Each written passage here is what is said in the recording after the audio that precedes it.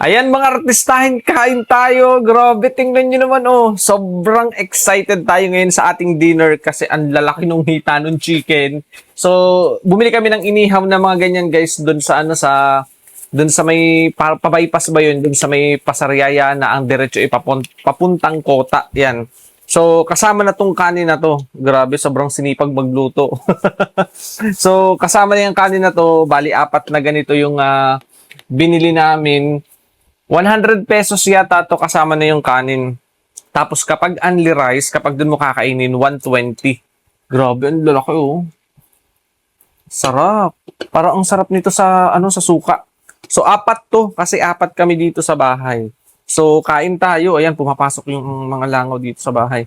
Sausawan natin, oh. Grabe, napapalumod-laway na ako. Ang sarap. Yan. Kain tayo, kain kayo, tikman natin.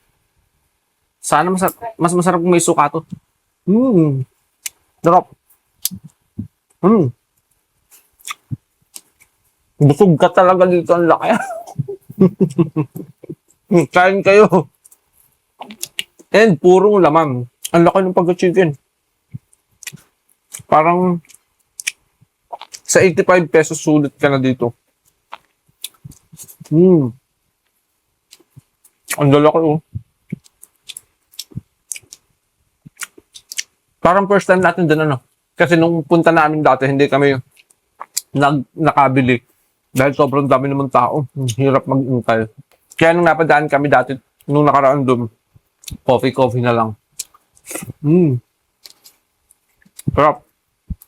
Panalo. Parang gusto ko ng suka. Dapat pala suka. Mas gusto ko ba yung maasim?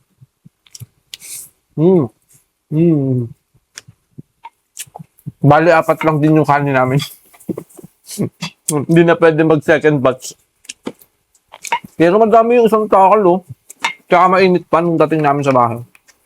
Pero yung chicken, pagdating dito, ininit pa rin namin ininit pa rin namin. Inoven namin. Sarap, oh. Ang lalaki. Kain kayo.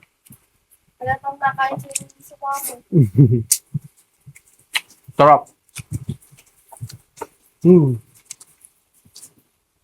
Lutong-luto. Kaya talagang mag-enjoy kapag kain. Lalaki. Yung makaisa ka nito, busog na busog ka na eh. Sinihin na sa ilalim. Sarap. Baba.